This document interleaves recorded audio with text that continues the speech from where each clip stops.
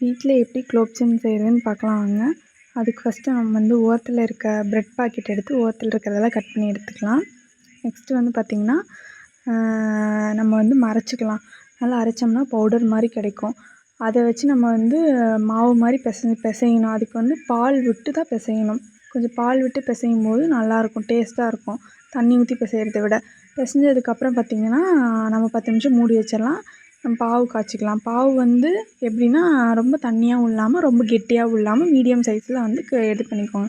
ஏலக்காய் 2 போட்டு நல்லா காய்ச்சி ஓரத்தில் வச்சுருங்க. அதுக்கப்புறம் நம்ம பெனஞ்சு வச்சுருக்கோம் தெரியுங்களா, அந்த இதை எடுத்து ரவுண்டாக ஷேப்பாக நீங்கள் வந்து உருட்டிக்கோங்க. ஒருத்தவங்க சின்னதாக வேணால் சின்னதாக போட்டுக்கலாம், பெருசாக வேணால் பெருசாகவும் போட்டுக்கலாம். என்னென்னு நீங்கள் எண்ணெய் வந்து காய வைக்கும்போது ரொம்ப எண்ணெய் காய வச்சு போட்டுறாதீங்க, ரொம்ப நல்லா இருக்காது, உதிரி உதிரியாக போயிடும். எண்ணெய் மீடியம் சைஸில் காஞ்சிட்ருக்கும் போதே போட்டிங்கன்னா சூப்பராக இருக்கும். ட்ரை பண்ணி பாருங்கள் வீட்டில், சூப்பராக